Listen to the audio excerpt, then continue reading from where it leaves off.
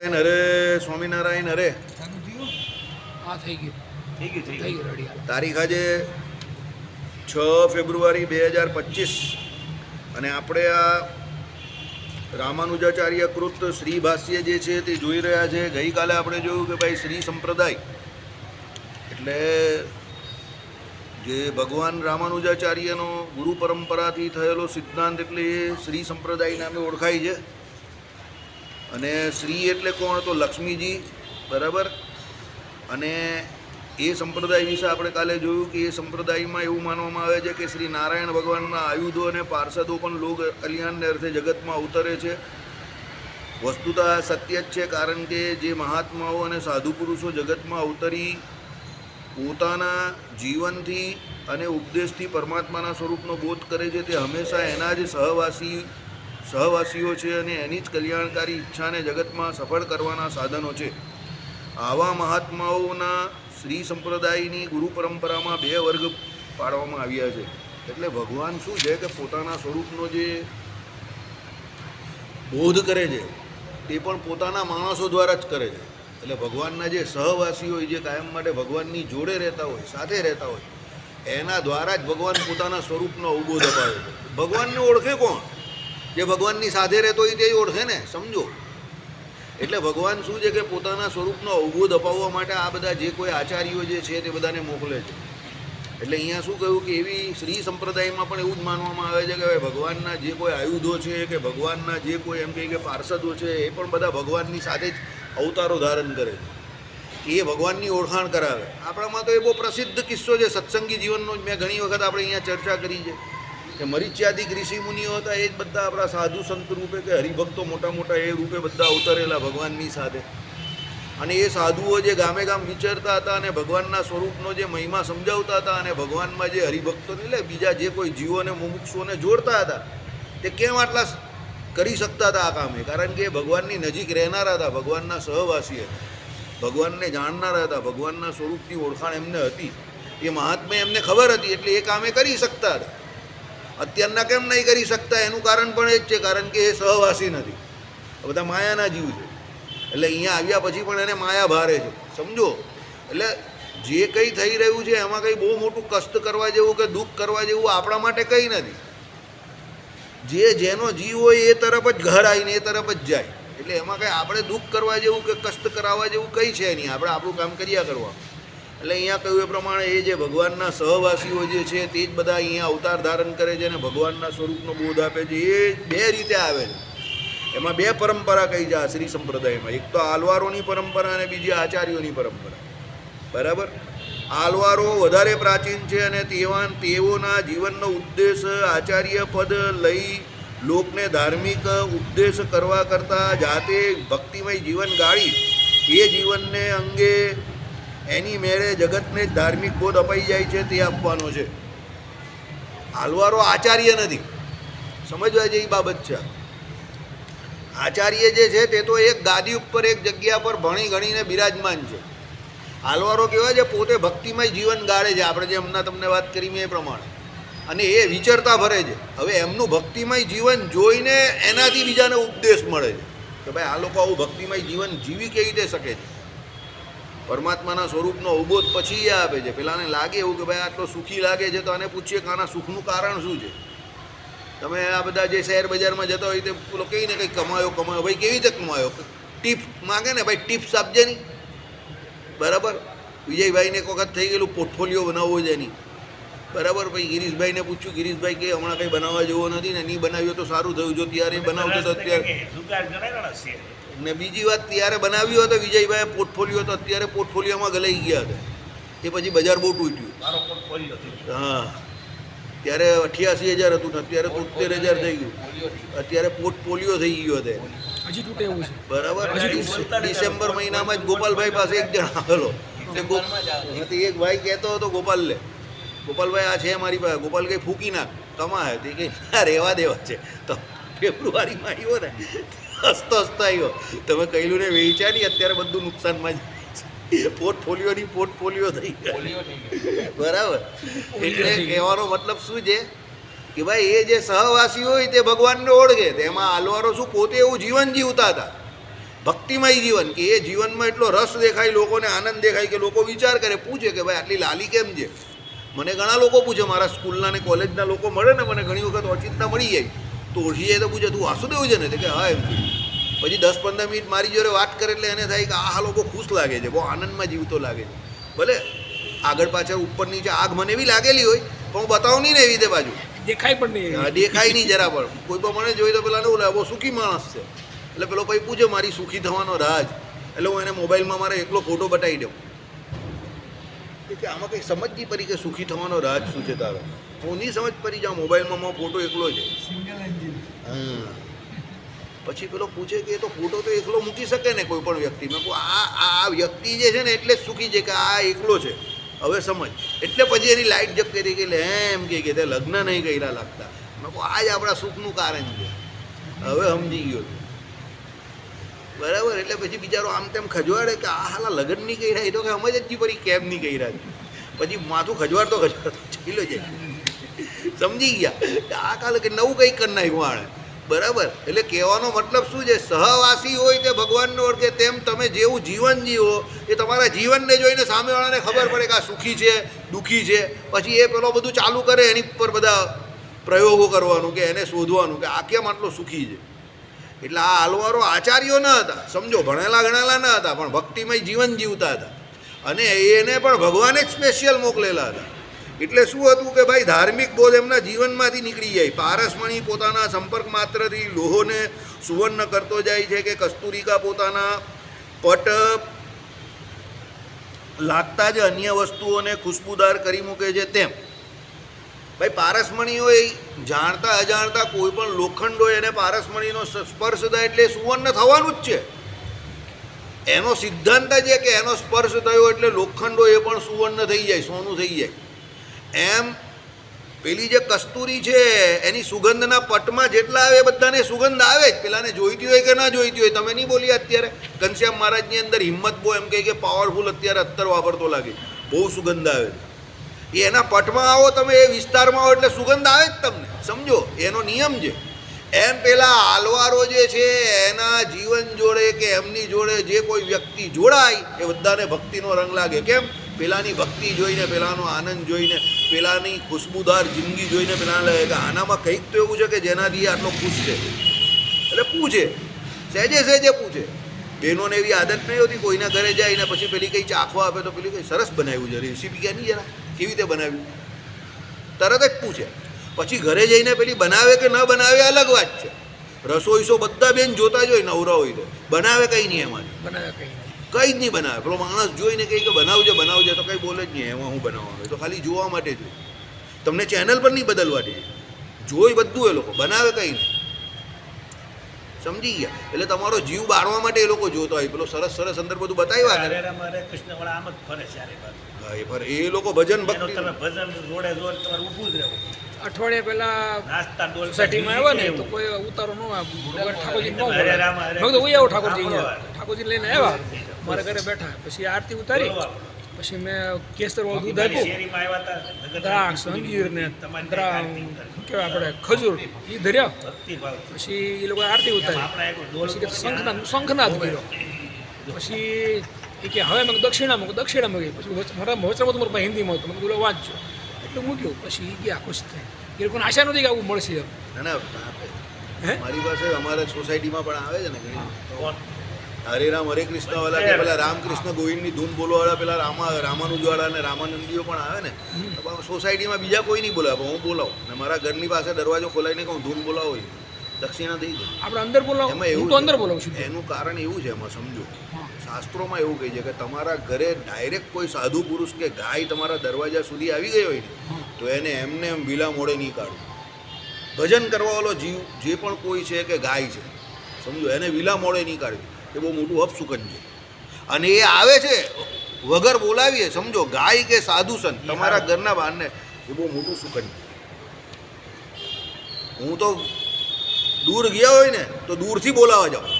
કારણ કે અમુક વખતે આપણે હું ધોતિયું પહેરેલું હોય, ઘરમાં પૂજા પાઠ કરતા હોય ને નીચે આવેલો હોય ને પેલા આવી ગયા હોય સવારના પોળમાં, બરાબર, તો આપણે બહાર નહીં જઈ શકીએ ને એવી રીતે તો બૂમ પાડીને પાછો બોલાવું. બરાબર.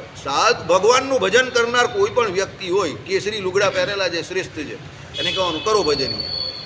ઘર પાસે ભજન કરાવો 10-15 મિનિટ, 2-4 ઠુમકા બી મારી આવું બહાર જઈને. બાજુ બધા જોઈ બી ખરા કે આ હાલો જબરી મોટર છે, બરાબર. 2-4 વાર જઈને ઠુમકા બી મારું, બરાબર. પછી એ લોકોને છેલ્લે જે હોય તો અમુક તો એવા પણ આવે, કોરોના વખતે એવા આવતા હતા કે ભાઈ મને આટા ડાલ આપી દો, એવા પણ આવતા હતા. કેમ કે ત્યારે ખાવા પીવાની બહુ મગજમારી હતી ને, એ પેલા કરિયાણાની દુકાને લઈ જઈએ એટલે જે લેવો હોય તો લઈ લે ભાઈ, તારે લઈ જાય ને ખુશ થાય. આટા દાલ મળી જાય એટલે બહુ ખુશ થઈ જાય, રાજીનો રેડ થઈ જાય. એ લોકોનું ગ્રુપ હોય, મંડળ હોય ને આખું, 2-5 કિલો લોટ લઈ, 2-5 કિલો પેલી દાળ લઈને પછી એ લોકો પેલા રોટલા ને પેલું દાળ ને એવું દાળ રોટી ખાઈને એ લોકો પેલા સંઘમાં ખાઈને રાજી થાય. બીજું તો શું જોઈએ, ભજન કરે છે ને, કરવા દે. હું કંઈ પૂછું પણ નહીં કયા સંપ્રદાયના છે કે શું, એ પોસ્ટમોર્ટમ નહીં કરવાનું, એ પોસ્ટમોર્ટમ કોઈ દિવસ નહીં પૂછું. કેસરી લુગડા પહેરેલા છે ને ભગવાનનું ભજન કરે છે, બસ એ એની ઓળખાણ, બીજી શું ઓળખાણ આપણે. અને આપણે તિલક ચાંદલો કરેલો એટલે એને થોડી આશા જન્મે કે સત્સંગી છે, એટલે એને પણ એવું હોય કે અહીંયા મને મારું મળી જાય, આપણે આપી દઈએ. રોકડા પૈસા એટલા નહીં આપવું, પણ જે આવું હોય તેને તો આપી દઉં. ફળ ફ્રૂટ કે એવું ગાડી લઈને જાઉં કરિયાણાની દુકાન પર, એક જણને બેહાડી દઉં પાછળ, એ લોકો મારી ચાલ આવી જાય ભાઈ, અપાઈ દેવા. હું વાંધો જ આપણે એ બાને સનાતન સંસ્કૃતિનો ને આપણા હિન્દુ સંસ્કૃતિનો પ્રચાર પ્રસાર તો કરે છે. જે આપણી હાવ લોકો મરી ગયા છે, હાવ જેને કંઈ પડી જ નથી, એના કરતાં તો એ બિચારા હારા જ ને કે ભગવાનનું ભજન તો જાહેરમાં કરે છે. ચાલો, તેમાં આલવારોનો ઘણો ભાગ અત્યંત પ્રાચીન હોવો જોઈએ, કારણ કે તેઓ સંબંધી અતિવ અદ્ભુત વાતો ઉપરાંત તેઓનું આયુ પરિમાણ ખૂબ જ લાંબુ, આયુ પરિમાણ બહુ લાંબુ માનવામાં આવે છે. આ લોકોનો જે ઇતિહાસ છે તે બહુ પ્રાચીન છે એવું કહેવામાં આવે છે, બરાબર. જો આમાં આવશે કયો સમય, તેઓમાંના કેટલાક ખ્રિસ્તી સંવતની પૂર્વના હોવા જોઈએ. એટલે આ ઈસવીસન જે શરૂ થઈ એની પહેલાંના, અત્યારે આ કઈ સાલ ચાલે, આપણી 21મી સદી ચાલે, તો 21મી સદી પહેલાંના છે આ આલવારો. અને આ આલવારોને લીધે જ આપણે અત્યારે બધા હિન્દુ બચેલા છે, કારણ કે બૌદ્ધ પરંપરા આવી કે જૈન પરંપરા આવી આ દેશ ઉપર, ત્યારે જે વેદોનો બહિષ્કાર થઈ ગયો અને લોકો વેદ વિરુદ્ધ વર્તતા થઈ ગયા, ત્યારે આ આલવારોએ પોતે પોતાના જીવનના જે કોઈ એમ કહે કે વર્ષો વિચારવામાં ખર્ચી નાખ્યા અને સનાતન સંસ્કૃતિનો લોકોએ પ્રચાર કર્યો. કેવી રીતે ભજન કીર્તન કરી, એટલે પેલાને સહેજે થાય કે એમને એમ તો ભજન નહીં કરતો હોય ને, પછી એ લોકો એને ધીરે ધીરે કરીને સંભળાવે અને સમજાવે, એટલે એની વાતમાં વિશ્વાસ બેસે, સમજો. એટલે આપણે અત્યારે હિન્દુ બચેલા છે, આ બધાની બહુ મહેનત છે. પછી આચાર્યો આવ્યા, જગતગુરુ શંકરાચાર્યથી માંડીને બધા જેટલા પણ આવી ગયા, રામાનુજાચાર્ય, નિંબાર્કાચાર્ય, માધવાચાર્ય, એ બધાને લીધે આપણે બચેલા છે. ચૈતન્ય મહાપ્રભુ, સવારે જ આજે તમે જઈ આવેલા જ ને વિષ્ણુ કાચી ને શિવ કાચી, તો હવે જઈ આવેલા છે. કઈ બાજુ છે? કાથી જે જવાય? તિરુપતિથી કેટલું દૂર છે? તિરુપતિથી તો ઘણું દૂર, એ રૂટમાં જ ગાડી બધા દર્શન રૂટ જ પડે. તમિલનાડુમાં આવ્યું, બધું તમિલનાડુમાં જ એ આજે સવારે દર્શન કર્યા, બહુ સરસ જગ્યા. સરસ તો જગ્યા તો ફાઇન, પણ બાકી બધું નાઈ ના આપણા ભાષામાં તમને એમ જ લાગે ને તમને? સિટી એક છે પણ પ્રજા બે બહુ મંદિર જૂના જુદા, વિષ્ણુનું મંદિર છે અને શિવનું મંદિર છે. એક જ શહેરમાં છે, હા, કાચીમાં. એક જ શહેરમાં છે. અને બંને મંદિર બહુ ઐતિહાસિક છે. ઐતિહાસિક એક મોટા શિવ મંદિરો છે. પરંપરાનું શ્રેષ્ઠ મંદિર ને એક વિષ્ણુ પરંપરાનું શ્રેષ્ઠ મંદિર. અમારે જવા જેવું. એકમાં શંકરાચાર્ય છે ને એકમાં રામાનુજાચાર્ય છે. તમિલનાડુમાં કાંચી જગ્યા છે, એ કાંચી જગ્યા પર એક શિવનું સૌથી મોટું મંદિર છે અને એક વિષ્ણુનું સૌથી મોટું મંદિર છે. અને આખા ભારત વર્ષમાં સમજો, એ ઐતિહાસિક ઘટના જે છે તે આ જ શહેરમાં છે કે જ્યાં શિવ અને વિષ્ણુ બંનેના આટલા મોટા મંદિરો આખા ભારત વર્ષમાં, કાંચીમાં. એટલે મોટા મંદિરો એટલે એને કાંચીપુરમ કહેવાય. પુરમ એટલે ત્યાંની ભાષામાં કાંચીપુરમ કહેવાય, આપણે ગુજરાતીમાં એને કાંચી કહેવાય. એટલે એની ઓળખાણ જે છે ને, એ શહેરની ઓળખાણ શિવ કાચી અને વિષ્ણુ કાચી એવી રીતે થઈ ગઈ, સમજો.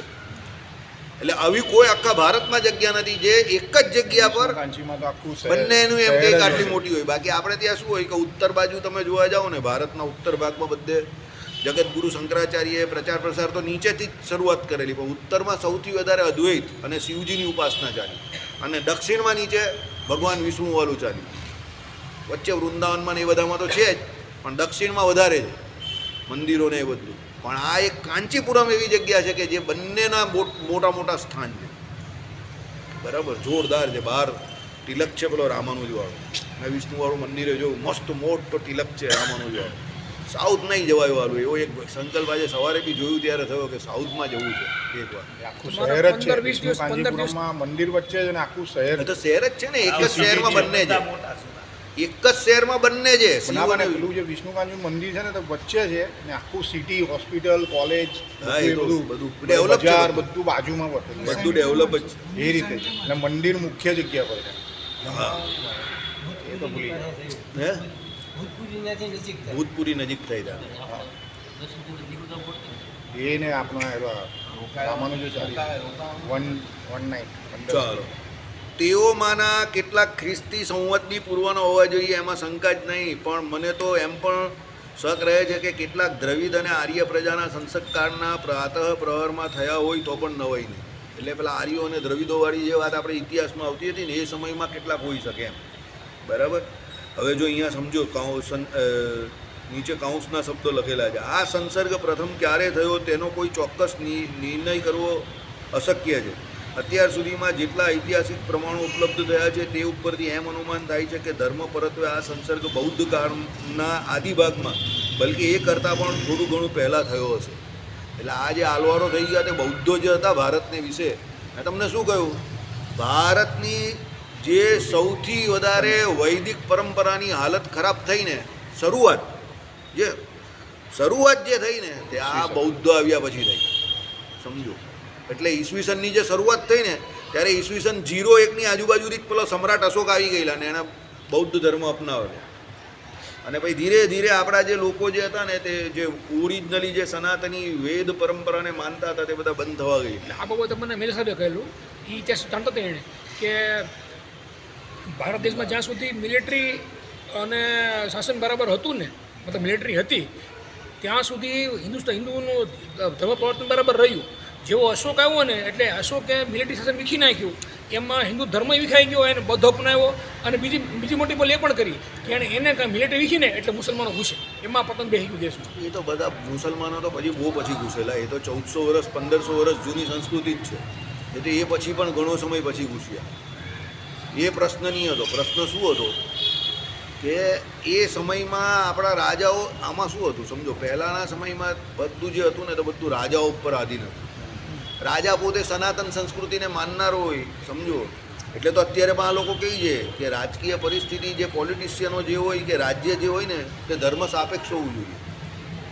અને કોઈ એમ કહે કે અમે ધર્મ સાપેક્ષ નથી એટલે એનો અર્થ એવો થાય કે ધર્મ નિરપેક્ષ છે. તો ધર્મ નિરપેક્ષનો અર્થ શું થયો ખબર તમને? વેદ વિરુદ્ધ થયો, નાસ્તિક થયો.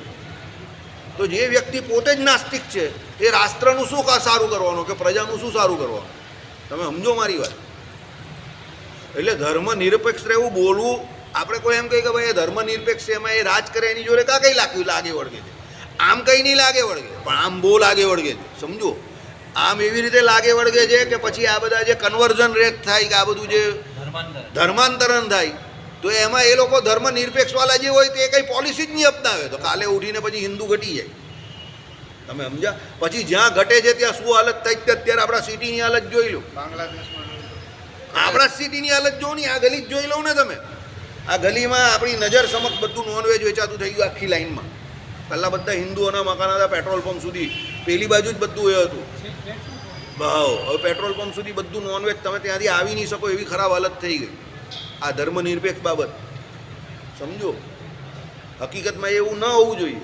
જ્યાં હિન્દુ રહી છે ત્યાં ધર્મ સાપેક્ષ જ હોવું જોઈએ. આવી રીતે બહાર જાહેરમાં આવું તે આવી રીતે આ પોઝિશન જ નહીં થવી જોઈએ. અત્યારે સિટીની પોઝિશન જો, બધા હિન્દુઓ મકાન વેચીને નીકળી રહેલા તો શું હાલત થવાની? સમજો. અહીંયા આવું અઘરું થઈ જાય. હું એ જ કહેવા માગું. બરાબર. ચાલો. એટલે અહીંયા શું કહ્યું કે નવાઈ નહીં, આ અલવારોમાંના 10ના નામ નીચેના શ્લોકમાં સ્મરણમાં આવે છે. હવે અલવારોની નીચે વાત થાય છે. આમાં મધુર કવિ અને ગોદામાં સ્ત્રી ભક્ત ભટ્ટનાથના પુત્રી ઉમેરી લઈ નીચે પ્રમાણે બાલ અલવારોની પરંપરા ગોઠવવામાં આવે છે. 10 પેલા અને બાકીની 2 બહેનો એટલે 2 સ્ત્રીઓ છે. એ પ્રમાણે 12 ટોટલ આલવારો છે. આ લોકો પોતાના ભજન કીર્તન, આ આચાર્ય ન હતા પણ આ લોકોએ જીવન એવું જીવ્યા કે એમના ભજન દ્વારા, એમના આચરણ દ્વારા લોકો એમની તરફ આકર્ષાયા અને ભજન ભક્તિના માર્ગમાં જોડાયા. 12ની મૂર્તિ પેલી ભૂતપૂરીમાં છે. ભૂતપુરીમાં છે ને, સાઉથમાં જવાનું જ છે. રામાનુજાચાર્યની મૂર્તિ છે ને પેલા 73 આચાર્ય, એની બાજુમાં 12ની મૂર્તિ છે અને વચ્ચે એક મંડપ છે. અને ઘણા બધા ચમત્કાર કહી શકાય ને એવું બધું આખું બાંધકામ કરેલું છે પોતાનું. મને કોઈનો વિડીયો ન ઉતારી નહીં, દીધો, કંઈ નહીં. ઉતારી દીધો, તમને જોયું છો ખરા. પણ એ ભૂતપુરી જોયું હોય ને તો એક દિવસ ફોટો કાઢવો નહીં પડે. લેવા દે તમને, ભૂતપુરી જોયું હોય ને, ફોટો નહીં લેવા દે, ભૂતપુરી જોયું હોય ને, ફોટો નહીં લેવા દે તમને, ગમે એને નહીં લેવા દે. તમને પાછું કેમ? યાદ રાખો, કેમ? કિસ્મત ખાનાર ખરાબ છે એટલે તો તમને નહીં લેવા દે, સમજી જાઓ. અમે તો લઈને જ આવીએ. શામળાજીમાં પણ પેલો કંઈ ફોટો નહીં લેવા દે. મેં કહું, હા નહીં લેવા દે, પબ્લિક અમે તો લઈને જ આવીએ. પબ્લિક અલગ છે ત્યાં. સમજી ગયા ને? ચાલો કઈ નહીં. જય સ્વામિનારાયણ. એ અલગ મુદ્દો છે. કે એ ભૂતપુરીમાં તમે ચેક કરવા હોય ને એક દિવસ જોઈ એટલું સરસ અંદર એનું જે છે ને તમારે સમજવું એમાં શું હોય, ઘણી જરૂરી જગ્યા છે. પર એ લોકો જે સિક્યુરિટી પર્પઝથી કહે છે વાત બરાબર છે, હા. તો પછી ઘણી જગ્યા પર ખાલી ખાલી નાટક હોય છે. એવું કંઈ સિક્યુરિટી પર્પઝ હોતું નથી અંદર. હવે ત્યાં જવાવાળા આખી દિવસમાં 5 જણા નથી યાર. હા, એટલે ઠીક હવે. એટલે કોણ પછી આપણે નાખે? બુદ્ધિનો ત્યાં હું બળનો નહીં, બુદ્ધિનો પ્રયોગ કરવો પડે. હા હા હા ના, જો કોઈ દિવસ કોઈને એમ નહીં કહે કે કેમ નહીં લેવા દે, એને વિરોધ નહીં કરવાનો. તો સોનકુંડલીમાં ધીમે રહીને આમ કરીને ગાય વજાડી વાજા મગન થાય મહારાજા ઉપર થાય. સમજી ગયા? અશોકભાઈ તમે મોબાઈલ લઈ લીધું તે કેવું તારામાં તો એ થાય હવે જે થયું. લઈ જાય તમારો લઈ જ લઈ. મેં તમને શું કહ્યું, તારો બી લઈ લઈને એનો પણ લઈ લે. તમારો તો લેવાય બી નહીં, તમારાથી બી નહીં લેવાય. ના હા ભાઈ હોય તો લઈને આવી જાય. નહીં આને શું લેવાય. કહ્યું? ચાલ કઈ Guarantee. લડવું નથી મારે. ઝઘડો લડવું નહીં, છોડો, પણ ઝઘડો નહીં છોડો, લેવાય. કામ બતાવો. તને નહીં ખબર પડે જીગર. એમાં શું છે, અમુક જગ્યા પર બળનો પ્રયોગ કે એ થાય જ નહીં. બળની વાત જ નથી. એની જોડે એ વાત જ નહીં થાય. તમે સમજો એ શામળાજીમાં પણ અમે ગયા ને, પેલા એ બધાના મોબાઈલ બહાર મુકાઈ દીધા, આમ છે ને એમ છે. હા ભાઈ બરાબર જ થાય. બધાને મૂકી દેવાના, બધી વાત આજી. એ ખાચવી રાખ્યો અંદર. 5 જણા હોય તો એ ખાચવી રાખ્યો. અંદર જઈને આને શૂટિંગ કરી નાખ્યું. સમજો પોલીસ વાળો તો એને મૂળ ડાયવલ કાઢી દીધા. પછી મેં તને શું કીધું, એમાં ઊંચ નીચની વાત જ નથી. અમુક કામ અમુક માણસ જ કરી શકે. મેં તમને શું કીધું, બધા કામ બધા માણસ નહીં કરી શકે. હું પણ નહીં કરી શકું. પણ આને સુનિલ કરી દે. 4 માણસ ઉભેલો હોય ને તો તમારાથી નહીં થાય. તારી વાત હું તને ના પાડતો જ નથી કે નહીં થાય. મેં તને શું કહ્યું, મેં તને એવું કહ્યું કે નહીં થાય, પણ એમાં સમજી જાઓ. એ કલાકારી જોઈ. હા, એ એ કલાકારી આખો જોઈ. વિષય જ અલગ છે. મેં તને શું કીધું, અમુક કામ એવો હોય કે જે આઉટ ઓફ બોક્સ હોય, એની કોઈ થિયરી નથી. સમજો બરાબર. પણ એની જે થિયરી નથી ને, એ જ એની થિયરી છે. એ જ એની theory છે. બધી વસ્તુની થિયરી નહીં હોદવા જવાની. અમુક બાબતમાં કેવું હોય કે એની કોઈ થિયરી નથી, એ જ એની થિયરી છે. એને એવી રીતે જ ચાલવા દેવાનું. જો અત્યારે આ મુદ્દો કયો ચાલે છે આપણો, આલવારોનો ચાલે છે, તો આલવારો પાસે શું થિયરી હતી? આલવારોના જીવનમાં શું થિયરી હતી? એ લોકો કાં ભણેલા હતા? એ કાં વેદાંત ભણેલા હતા? પણ એ લોકોની શું થિયરી હતી કે હું ભગવાનનું ભજન કરીશ, હું વિચરીશ તો મારું જીવન જોઈને બીજા પણ ભજન કરશે ને. એટલે કોઈ થિયરી નહીં હતી, એ જ થિયરી હતી. જીવનમાં ઘણા બધા કામ એવા હોય છે કે જે બાજવાથી નહીં થતા. કાયદો કોઈ દિવસ કોઈને બતાવવો જ નહીં. યાદ રાખજો, તમે સામેવાળાને કાયદો બતાવો ને એટલે પતી ગઈ વાત. કાયદો નહીં બતાવો. આ દુનિયા કેવી છે, તમે કાયદો બતાવો એટલે પેલાનો અગર ઈગો છે ને તરત જ. તમે હેલ્મેટ નહીં પહેરેલી હોય ને આમ પોલ્યું એમ કરીને દાદાગીરી કરો ને, પણ સોનકુંડલીમાં નીકળી જાઓ ને તો 4 જણ જતા હોય તો તમે નીકળી જાઓ. પણ તમે દાદાગીરી કરીને એની સામે જઈને જ ઊભા રહો ને એને કાયદો બતાવવા જાઓ ને કે જો મારા વોટ્સએપમાં આવેલું છે, હાઈવે પર જ પહેરવાની જરૂર છે, અત્યારે આમ છે તેમ છે, ફલાણું છે, ઢીમકું છે, આ કાયદો છે, હું તને કાયદો બતાવું છું. એટલે પેલો કે સાઈડ પર ઊભો રહી જાય, ચલન ફારા. આવું છે કોર્ટમાં લડો, દંડ ફટકારા. એ કે હા હું કાયદો તોડું જ, જા કોર્ટમાં લડવા આવું છું મારી જોડે. પછી તમે શું કરો, ગાડીની ચાવી લઈને ઊભો રહી જાય સાઈડ પર. તમે એને કહો આ જોઈ લે તો હાઈવે પર જ પહેરવાનું છે, અંદર સિટીમાં કોઈ જરૂર નથી, ફલાણું છે, મારી પાસે આ ફતવો છે. કંઈ નહીં, તું કોર્ટમાં આવજે લડવા. અત્યારે દંડ ભરી દે, મને ઉપરથી ઓર્ડર છે. તમે શું કરી શકો સત્તા આગળ? ચાલો બોલો, ભરવો પડે ને દંડ. એમ જ છે અત્યારે. પછી તમે શું કરો, કોર્ટમાં એની પર 500 રૂપિયા માટે કેસ ફાઇલ કરવા જવાના છે. અરે પણ ત્યાં 500 ભરવા ત્યાં છે ને તો એની બે દિવસ સ્ટુડન્ટ થતા, 2 દિવસ સ્ટુડન્ટ એ થતા. વાર સમજ્યા તમે? વકીલ તૈયાર કરીને તમે એની પર કેસ ફાઇલ કરવા જવાના? એ બુદ્ધિનો વિષય છે. એના કરતાં સોનકુંડલીમાં નીકળી ગયા હોય તો વાત પૂરી. સમજો, નહીં પહેરી હોય તો બાકી પહેરવી જ જોઈએ. હું તો પહેરું જ છું. દાદાગીરી ના થાય. સમજો, તમે એમ કોઈની જોડે છાતી કાઢીને કાયદો બતાવવા જાઓ તો અત્યારે કોઈ માને એવું નથી. બરાબર? ચાલો, હવે 12 આલવારોની પરંપરા ગોઠવવામાં આવે છે. પહેલાં સરયોગી, બીજા ભૂતયોગી, પછી મહતયોગી, ભક્તિસાર, ગોદામા. આ ગોદામા જે હતા તે સ્ત્રી હતા. ભટ્ટનાથ, બરાબર. પછી કુલશેખર, હવે આપણે ત્યાં છે ને આપણે કુલશેખર બોલીએ, પણ એ સાઉથમાં એને કુલશેખરા બોલે. આપણા ગુજરાતીમાં આપણે કુલશેખર બોલીએ, પણ એ લોકો કુલશેખરા બોલે. જેમ આપણે કાશ્મીર ને કાશ્મીર બોલીએ ને આપણા ગુજરાતીઓ શું, અમે તો કાશ્મીર જવાના, આપણા ગુજરાતીઓ કાશ્મીર જ બોલે. પણ ત્યાં નોર્થમાં તમે ઉપર પૂછો તો એ કાશ્મીર થઈ જાય, બરાબર, એ કાશ્મીર થઈ જાય. હવે આ બધી વસ્તુ કેવી હોય એ શીખવાડાય નહીં, સમજો. આ તમને અનુભવમાં આવે, તમે એ જગ્યા પર જાઓ, ફરો, થોડા વિચરો તો ખબર પડે. ભાઈ ત્યાં જાઓ એટલે કાશ્મીર થઈ જાય. રાજશેખર, તો આપણે રાજશેખર બોલીએ ને, પણ ત્યાં જાય ને તો રાજશેખરા અય્યરા, ત્યાં રાજશેખરા થઈ જાય. અહીંયા શેખર થઈ ત્યાં રાજશેખરા અય્યરા, કૃષ્ણમાં અય્યરા, ઈયામાં અય્યે, સમજો. વેણુગોપાલ અટ્ટાપાટ્ટુ જયસૂર્યા અય્યરા. હવે આપણે અય્યર, ભાઈ અય્યરા એ લોકો એમ બોલે, જો સમજી ગયા. કેમ? એ ત્યાંની ટોન એવો છે. જેમ તમારા કાઠિયાવાડની ભાષા જે છે, કાઠિયાવાડમાં પણ બધી એક સરખી ભાષા નથી, સમજો. ટોન બધે અલગ અલગ છે. મહેસાણામાં પણ એવું છે, બધે એક અલગ અલગ ભાષા છે. અને સાઉથ ગુજરાતની તો બહુ ખતરનાક ભાષા જ છે, બરાબર. ગોલી માટે ભેજે મેં જેવી ભાષા, એકદમ ખતરનાક. પહેલાં 2 ગોળી આવે, પછી 2-4 શબ્દ બોલે, પછી પાછો બીજી 4 ગોળી છોડે. ગોળી એટલે સમજી ગયા ને તમે, ગાળ જ આવે સીધી. એક પાનમ બે લીટી બોલવાની, બાકી પેલાને પ્રેમથી બી ગાળ દે પેલો, ઓપ ઓપ કરી. એટલે આ એવું છે.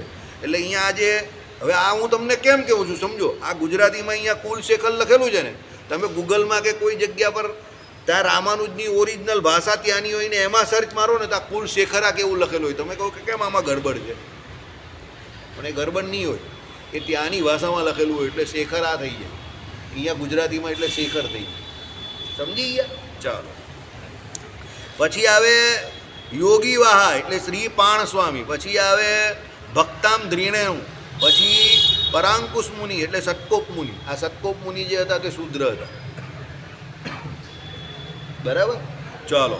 પછી મધુર કવિ અને પરકાલ, આ 12 જે હતા તે શું થઈ ગયા? આલવારો થઈ ગયા.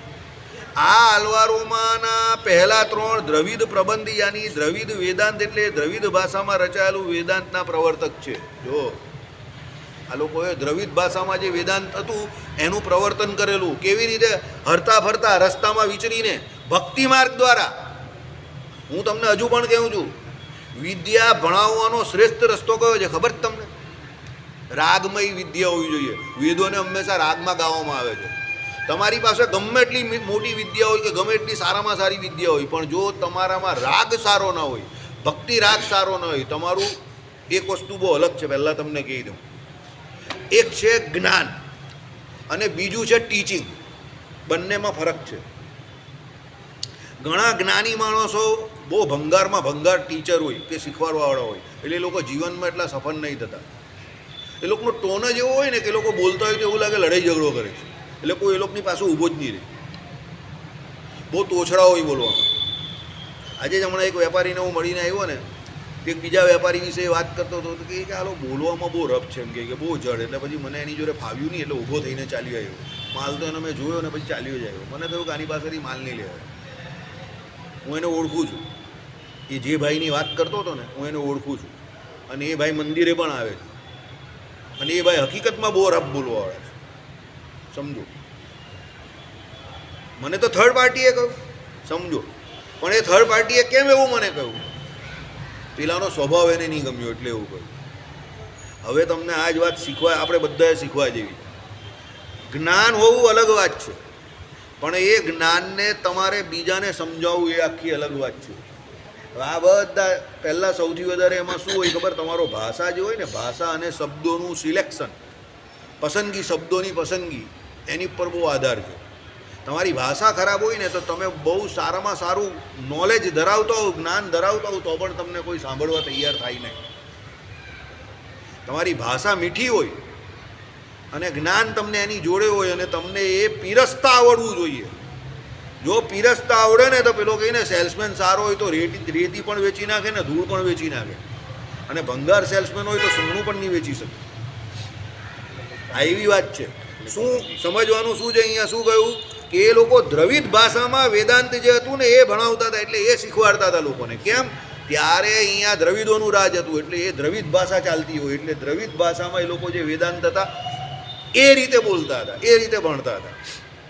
સમજો. શ્રીલંકન પાસે હવે આ લોકો કાઠિયાવાડીઓ જે અહીંયા આવે તો આપણા સુરતીઓની નકલ કરે ને આપણા સુરતીઓની મસ્કરી કરે. નલ આવ્યા, પાણી આવ્યા, આમ બોલો તમે, ટેમ કરો છો, પેલું કરો છો, ફલાણું કરો છો, ઢીમકું કરો છો. ઘણા લોકો અહીંયા કરતા હતા.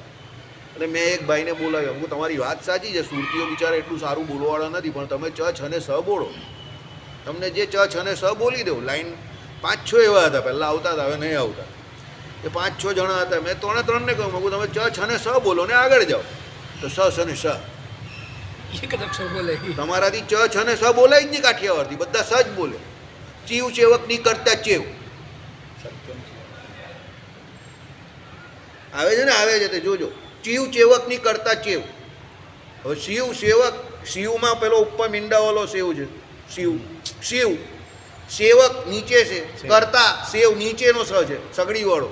પણ તમારા વાળા ચીવ ચેવકની કરતા ચેવ. હવે જે મસ્કરી કરતા હતા એ જ આવું બોલતા હતા.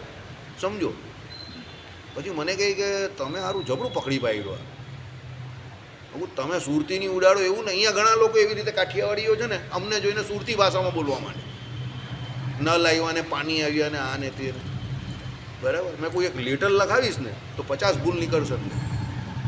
અને એક ભાઈની તો 49 ભૂલ નીકળેલી. એક ભાઈ પાસે તો મેં પત્ર લખાવેલો, 49 ભૂલ નીકળેલી અંદર. સમજી ગયા?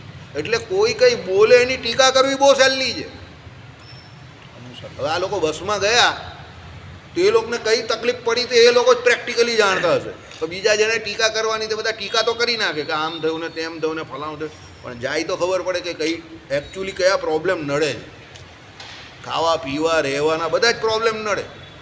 હવે એની ઉપર જો હકીકતમાં કોઈ ટીકા કરવાવાળો હોય કે કોઈ વિરોધીએ વિરોધ કરવો હોય તો લાઈન બંધ આખો નિબંધ લખી નાખે એ લોકોની વિરુદ્ધમાં કે અહીંયા આ ધર્મ લોપાયો, અહીંયા પેલો ધર્મ લોપાયો, હોટલમાં ખવાયું, આમ થયું તેમ થયું. પણ તું કરીને બતાવ ને. તમે 38 કે 40 માણસને પહેલાં ભેગા કરો ને એને પહેલાં આટલા 10 દિવસ ટૂર પર લઈ જાઓ. પછી તમે મને કહેજો કે કેટલા ધર્મ સચવાય જ ને, કેટલા જ્ઞાન સચવાય જ ને, કેટલા માણસનું કયા ટાઈમ પર જમવાનું મળી જાય છે. પૂજા પાઠ પછી તું મને કહેજે કે કેટલી વાર હોટલ આવે છે ને, કેટલી વાર રસોડું આવે છે ને, કેટલી વાર શું આવે છે. સમજો. કરવું અને બોલવું એમાં બહુ ફરક છે. એટલે હું એમ કહું કે ભાઈ આ માણસ આ ધર્મ નહીં પાડતો, પેલો ધર્મ નહીં પાડતો, આ ધર્મ નહીં પાડતો, એ બહુ સહેલું છે, એ તો બોલાય. પણ તું કંઈ કર અને પછી મને કહે કે એમાં કેટલા ધર્મ સચવાયા અને કેટલા ધર્મ લોપાયા. ભાઈ વાત સમજ્યા તમે? બરાબર. હવે એક તમને સસ્પેન્સ ખોલ નાખું. મને એ લોકો બસમાં જવાના હતા ને એ પહેલાંનું પિક્ચર આ બધું જે થવાનું હતું તે બધી જ ખબર હતી કે એ લોકો જોડે આ બધું થવાનું છે. એ લોકોને ભલે અતિશયોક્તિ લાગે, કારણ કે હું ઘણી વખત આવી રીતે અમુક રૂટ ને એ ટ્રેનના બી એ થઈ જાય ને, અમુક બાજુ છે ને આ બધી મીટર ગેજ ને આ બધી લાઈનો બદલાઈ છે ને તો ટ્રેન રૂટ બંધ છે આ બાજુ, અમુક બાજુ આ બાજુ. તેમાં જબરજસ્તી બસમાં જવું પડે. તો હું બસમાં ગયો છું. હવે એમાં જે તકલીફો પડે ને તે મને ખબર છે કઈ તકલીફો પડે છે. સમજો. એક રાત 2 રાત જ ગયો છું તો પણ.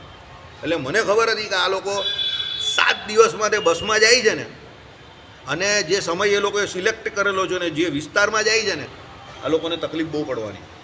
પણ હું કેમ પહેલેથી ન કહેતો હતો ખબર? હું પહેલેથી કહું તો ઘણા બધા લોકો એ લોકોમાં જતા હોય તે ન જાય. બરાબર. અને જતા હોય એ ન જાય તો પછી એ મગજમારી થઈ જાય. એટલે મેં કહું કે ના જવા જ દે, એ લોકો માટે અનુભવ છે. એટલે કોઈ વ્યક્તિ કંઈ પણ કરે ને સમજો તેની ભૂલ શોધવાનો પ્રયત્ન ન કરો. ભૂલ શોધવી બહુ સરળ છે. સમજો. તમે એક કામ કરો, કામ લઈને બેસશો ને તો ભૂલ પડશે. કામ નહીં કરો તો ભૂલ પડવાની જ નહીં. હું ભાખરી બનાવું, ભૂરા ભગતને પૂછો, પહેલાં બધા શ્રીલંકાના, ભારતના, ચીનના બધા નકશા પડે. પછી તમારે શું કરો? વાટકી મૂકો કે તપેલી મૂકો, પછી એ ગોળ બને.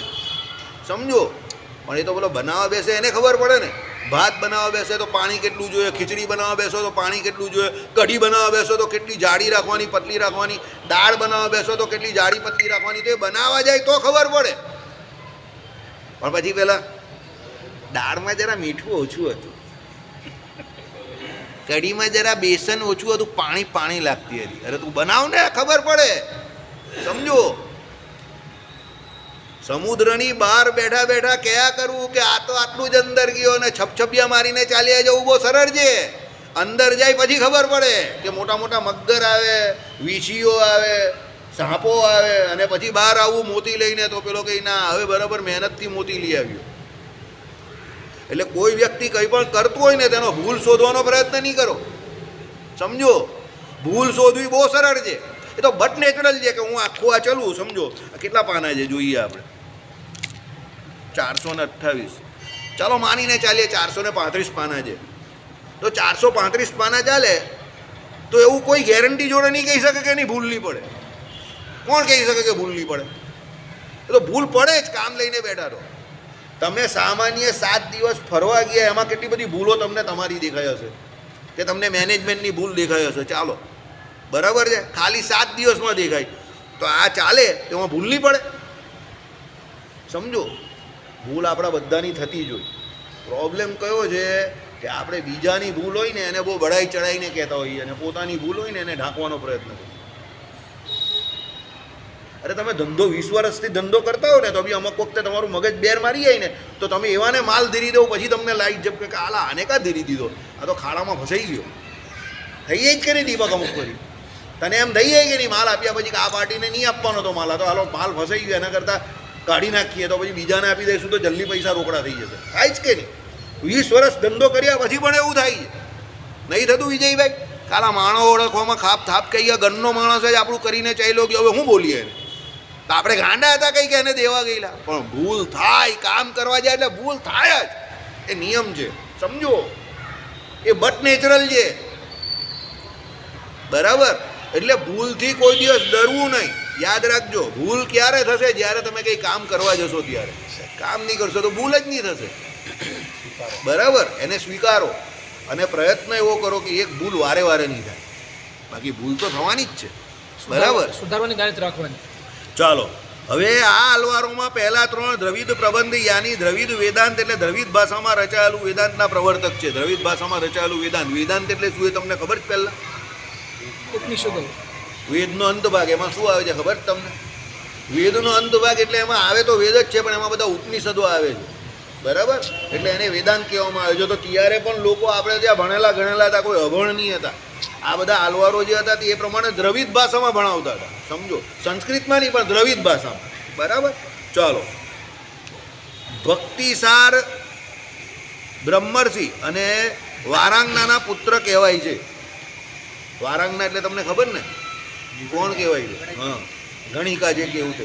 હવે બ્રહ્મર્ષિ અને એના એટલે એના બાપુજી જે હતા તે બ્રહ્મર્ષિ એટલે કોઈ ઋષિ મુનિ, અને એણે લગ્ન કોની જોડે કરેલા? વારાંગના જોડે. હવે એમાંથી જે સંતાન થઈ તે ભક્તિસાર થાય. બરાબર? ચાલો, એમને માતાએ ભાતના ખેતરમાં નાખ્યા હતા.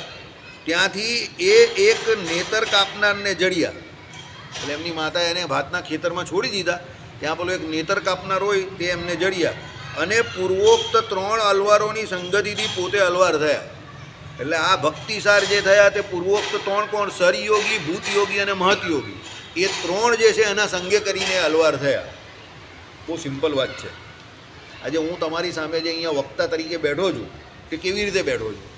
કે 1995ની સાલમાં હું શ્રોતા તરીકે બેસતો હતો, અને એકદમ ગૌતમ ગંભીર થઈને બેસતો હતો, એટલે હું અત્યારે વક્તા થઈને બેઠો છું. બરાબર? કારણ કે હું તે સમય પર શ્રોતા હતો એટલે અત્યારે વક્તા થઈને બેઠો છું. એમ આ ભક્તિસાર કોણ? તો એ મહતયોગી, ભૂતયોગી અને સરયોગી. બરાબર? એ 3નો સંગ એમણે કર્યો એટલે એ પણ આલવાર થઈ ગયા. આઈડિયા આવી ગયો? હવે દાખલા તરીકે આ સભા ચાલે છે, બરાબર? આજથી 25-30 વર્ષ પછી હું બુદ્ધો થઈ જાઉં કે મારી વિકેટ પડી જાય, સમજો, તો પછી આમાંથી કોઈ બેઠેલો હોય ને એ સમયે જીવતો હોય તો એ પણ સભા કરે ને, એવી વાત છે. બરાબર? ચાલો, એટલે શું કહ્યું કે પૂર્વોક્ત 3 આલવારોની સંગતિથી પોતે આલવાર થયા. ગોદામાં ભટ્ટનાથના પુત્રી થાય. એટલે આમાં ભટ્ટનાથજી જે છે એના પુત્રી કોણ હતા? ગોદામાં. એટલે એ સ્ત્રી હતા. બરાબર? એ પિતાને તુલસીવન ખોદતા જડ્યા હતા. એટલે તુલસીવન જે એના પિતાજી ખોદતા હતા ત્યારે એને મળેલા. એ આવત જીવન પ્રભુ પારાયણ જ, એટલે પ્રભુને વરેલા રહ્યા. મીરાબાઈની જેમ. મીરાબાઈ કેમ પ્રભુ છે? મીરાબાઈ તો પરણેલા હતા, પણ એમણે કંઈ સંસારની એ કરેલો, તેમાં પણ ભગવાનને વરેલા હતા. કુલશેખર ક્ષત્રિય હતા. જે કુલશેખર કયા તે ક્ષત્રિય હતા. શ્રી ભક્તાર દ્રીણનું બ્રાહ્મણ હતા અને ભક્તિથી એવા વિનમ્ર બનેલા હતા કે પોતાને સર્વે હરિજનના દાસ ગણતા. એટલે બ્રાહ્મણ હોવા છતાં વિનમ્ર એટલા માટે એમને કહ્યા કે જે બ્રાહ્મણોને પહેલાંના સમયમાં જરા પોતાનો બ્રાહ્મણ હોવાનો બહુ ગર્વ રહેતો હતો, પણ આ બહુ વિનમ્ર રહેતા હતા અને બીજા હરિભક્તોના દાસ તરીકે પોતે વર્તતા હતા, એટલે એમને બહુ સારા કહ્યા. શ્રી યોગી વાહ અંત્યજને ઘેર ઉછર્યા હતા. મેં તમને શું કહ્યું, આલવારો ઘણા શુદ્ર પણ હતા અને અંત્યજ હતા. હવે એમાં લખીએ છે સંપ્રદાયની કથામાં અંત્યજને ઘેર ઉછરિયાનું કહેવામાં આવે છે. એનો અર્થ વસ્તુતઃ ઉચ્ચ અધિકારી આત્મા દેહે કરીને અંત્યજને ઘેરે જન્મેલો એમ જ હશે, એમ જ હું ધારું છું. વળી કોઈને વેશ્યાપુત્ર માનવામાં નિંદા વિવક્ષિત નથી, બલકે આ પરમાત્માની પ્રેમમય સૃષ્ટિમાં વેશ્યાનો પણ ઉદ્ધાર થઈ શકે છે. એટલું જ નહીં, પણ એને ઘેર ભક્તને જમવાનો પણ અવકાશ છે એમ સૂચવાય છે. સમજો, એટલે કોઈ અંત્યજને ઘેર આવ્યા કે કોઈ વેશ્યાના પુત્ર તરીકે આવ્યા તો એનાથી તમારે એવું માનવાની જરૂર નથી કે ભાઈ ભગવાનનો ભક્ત હોય તો એને ઘરે આવે. ના, ભક્તિ કરવાનો અધિકાર દરેક જીવને છે, મોક્ષ મેળવવાનો અધિકાર દરેક જીવને છે. એવું બતાવવા માટે જે લોકો અંત્યજને ત્યાં કે વેશ્યાને ત્યાં અવતરેલા લોકો આવેલા, પ્રહલાદજી અસુરને ત્યાં આવેલા હતા ને. એટલે ભગવાનના ભક્તની કોઈ નાત જાત નથી, કોઈ ઓળખાણ નથી. શાસ્ત્રોમાં ચોખ્ખું લખેલું છે, ભગવાનનો ભક્ત નાત જાતે કરીને સામેવાળા બીજા ભગવાનના ભક્તને જો ઉતારી પાડે, સમજજો તો એનો બહુ મોટો ધ્રુવ છે. વર્ણાશ્રમના ધર્મ પાળવા માટે છે, સમજજો, બોલીને કોઈને અડધૂત કરવા માટે નથી. યાદ રાખજો કે તું આ જાતનો છે એટલે તારે આ નહીં કરવાનું, ને તું પેલી જાતનો છે એટલે તને આ નહીં કરવાનું. એને કોઈને અડધૂત નહીં કરવાનું. એક ઘટના એવી પણ છે, મેં સાંભળેલી. રામચંદ્ર ભગવાનની જે સેના કાવેરી નદીની કિનારે ઉતારો કર્યો હતો ને, એ જગ્યાએ એક શિકારીએ ચાલો એક જ મિનિટ. શ્રી પરાંકુશ મુનિ તો સતકોપ સ્વામી તો સટ એવા અજ્ઞાનના આવરણ પ્રત્યે કોપરૂપને નામે વધારે પ્રખ્યાત છે. એ શૂદ્રને ઘેર જન્મ્યા હતા. આપણે હમણાં જ વાત કરી કે સતકોપ મુનિ શૂદ્રને ઘેર જન્મ્યા હતા. એમના ઉપર બકુલ પુષ્પની દિવ્ય વૃષ્ટિ થઈ, તેથી તેમને બકુલાભરણ નામે પણ ઓળખાય છે. દ્રવિડ વેદાંતના એટલે દિવ્ય પ્રબંધને ફરી પ્રકટ કરનાર આ હલવાર સૌથી વિશેષ પ્રસિદ્ધ છે. મધુર કવિ એમના સમકાલીન અને શિષ્ય હતા. એટલે સતકોપ મુનિના શિષ્ય જે હતા તે મધુર કવિ હતા, એ સ્ત્રી હતા. પરકાલ સ્વામી એ છેલ્લા આલવાર. આ સર્વના જીવનમાંથી અને ભક્તિ સંપ્રદાયમાં એમણે પ્રાપ્ત કરેલી પ્રતિષ્ઠા ઉપરથી હિન્દુસ્તાનના ધાર્મિક ઇતિહાસનું ચિંતન કરનારને ઘણો કિંમતી બોધ મળે છે. એ સંપ્રદાયમાં ભક્તિથી બ્રાહ્મણ અને ક્ષત્રિય નમ્ર બનતા, શુદ્ર અંત્યજ અને વેશ્યાપુત્ર પણ એમાં અધિકાર અને પ્રતિષ્ઠાને પામતા.